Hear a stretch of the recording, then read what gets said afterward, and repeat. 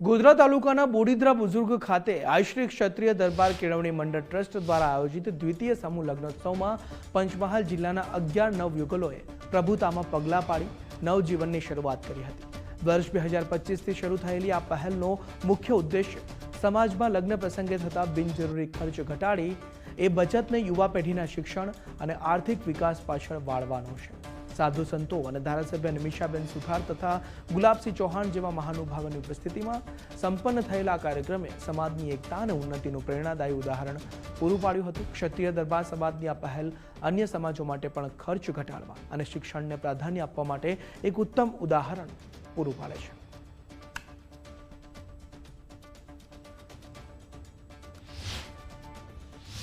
श्री क्षत्रिय दरबार केळवणी मंडळ ट्रस्ट द्वारा द्वितीय समूह लग्नનું આયોજન કરવામાં આવ્યું હતું। આ સમૂહ લગ્નમાં 11 દીકરા દીકરીઓ ભાગ લીધો હતો અને એક સરસ એવું આયોજન અહીંયા કરવામાં આવ્યું હતું।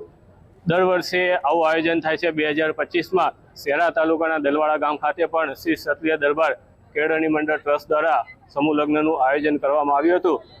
આ સમૂહ લગ્નમાં સર્વ સમાજે ભાગ લેવો જોઈએ। દરેક સમાજે સમૂહ લગ્ન કરવા જોઈએ।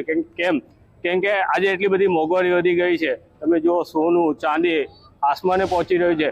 મારું લગ્ન નક્કી થયા પછી મારા માતા પિતાને લગ્નના ખર્ચાની બહુ ચિંતા હતી, તેથી અમે સમૂહ લગ્નમાં જોડાયા અને અમને ખૂબ સારો આનંદ થયો અને અમારા ખર્ચા પણ બચી ગયા।